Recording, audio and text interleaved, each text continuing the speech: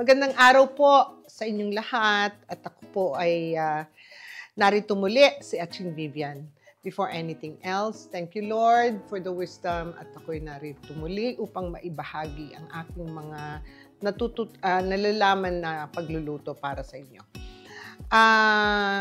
Maraming salamat po sa mga bagong subscribers ko at sa mga viewers na napaparami ang mga viewers ko. Maraming salamat at sa magagandang komento na inyong binibigay. Iyon nakakataba ng puso at lalo akong naingganyong magluto para sa inyo. Ngayon pong araw na to, tayo magluluto ng kakaibang kakanin.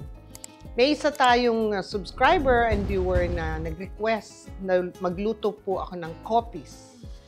Hindi ko alam kung alam ninyo yung kopis, pero it's kakanin. It's a kalamay made of glutinous flour and munggo. So, it's kalamay munggo. Pero, sinasabi nila, ang tawag nila doon ay kopis. Okay? So, ito pong ating mga ingredients. First is the beans. Red beans po. Ang ginagamit ko is 16 ounce or 1 pound red beans po na maliliit, no? Ginawa ko na ahead of time kasi may konting katagalan. At ito po yung aking red beans. Pinakuluan ko po to sa 6 cups of water. Don't worry, at the end of the video, the ingredients will be there. Also, we will need 3 cans of coconut milk, 1 pound uli po ng glutinous flour, 2 cups of dark brown sugar, and hindi mawawala ang latik pag may kalamay. So, alam naman ninyo kung paano gawin to dahil one of my segment, I showed you kung paano po gumawa ng latik o yung tinatawag nilang coconut curd dito sa Amerika. So, umpisahan na po natin pagluluto. Ipagsasama-sama ko lang at papakita ko po sa inyo kung paano ang proseso ng kalamay munggo. I'll be back po. Ngayon, hinulog ko na po yung isang pack ng glutinous flour. Ngayon, hahalo po natin itong ating 2 latang gata.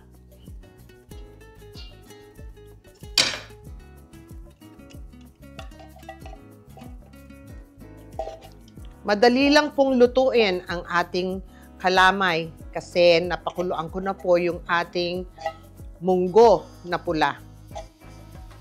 I don't advise the green one kasi madumi po yung kakalabasan dahil po yung green na munggo na ginagamit natin pag nagmumunggo tayo, nawawala yung balat, humihiwalay. So, haluin lang po ninyo ito, ating glutinous flour. Hanggang sa matunaw po yung ating powder mixture. Ayan. So, ayan po ang consistency ng ating glutinous flour na tinunaw ko sa 2 cans of coconut milk. Ngayon, lalagay ko na yung kalan, ay yung aking kawali, para umpisa na po nating lutuin ang ating kalamay. Babalik po ako. So, eto po. Nahalo na natin maigi itong ating glutinous flour. No, ho? Kung mapapansin nyo, medyo little watery na siya. Yung pong lata na pinag-anuhan po na inilagay yung gata dito, lagyan nyo lang ng konting tubig, yung mahalo lang yung natitira pang ano. Konti lang po, siguro say about 2 tablespoon water lang on each can. Okay? So, ilalagay na po natin ang natira nating coconut milk. Ayan. Pakuluan lang po natin siya ng kaunti. Ayan, nausok na. Medyo mainit na po ang ating coconut milk. So, ihulog po natin yung 2 cups of brown sugar.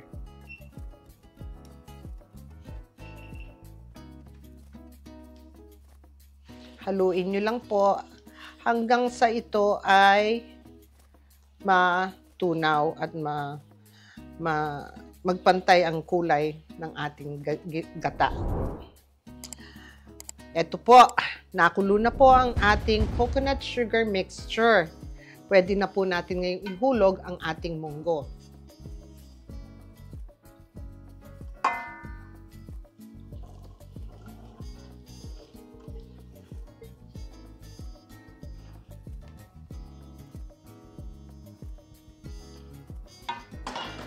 At haluin lang ng haluin. At pagkatapos, ilalagay natin yung glutinous mixture naman. Go! Ayan. Kung kayo po merong pang smash na ganito, smash nyo lang ng konti. Hindi yung sobra para meron pa rin yung kagat ng munggo pagka kinain ninyo ang kalamay. So, nakikita po nyo, ini-smash ko to ng kaunti. Hintay lang po natin ng mga ilang, siguro mga another 2 minutes po ito. At ihulog ko na yung ating mixture. Go! Ayan po. Kung makikita ninyo, after siguro mga 20 minutes na niluto ko to sa syrup, ihulog na po natin ngayon ng ating glutinous mixture.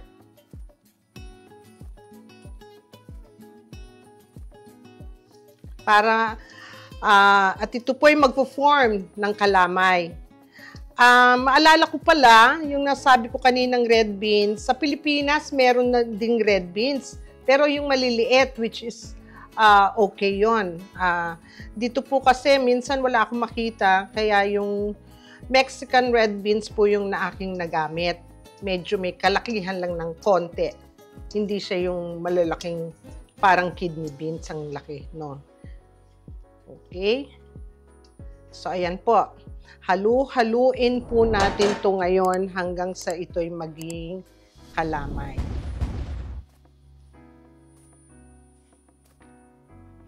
Continuous stirring po, ano? At nasa mahinang apoy lang po dapat tayo. Kasi madali na po itong maluto. Para po yung, kung natatandaan nyo, isa sa mga episode ko, yung inutak. Halos pareho ang proseso ng pagluto. Go.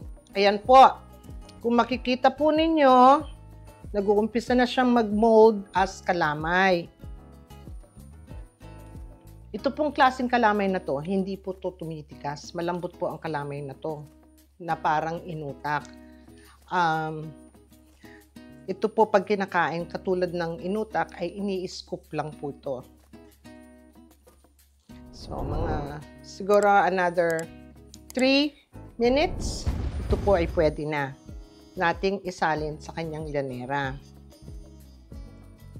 Alright, so, ito po, the consistency is just okay.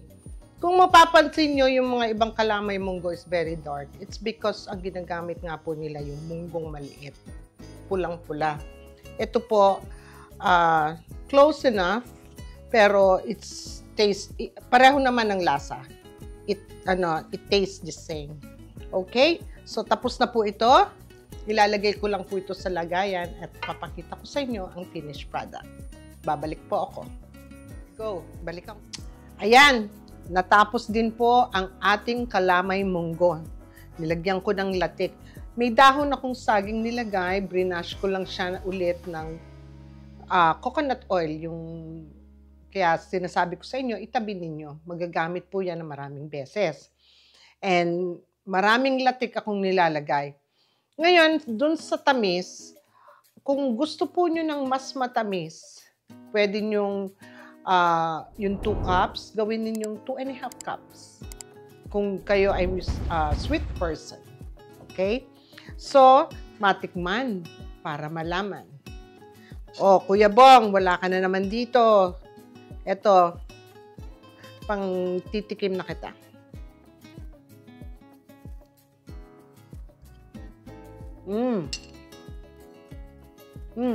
Napakasarap. For every bite, meron po kayong makakagat na munggo.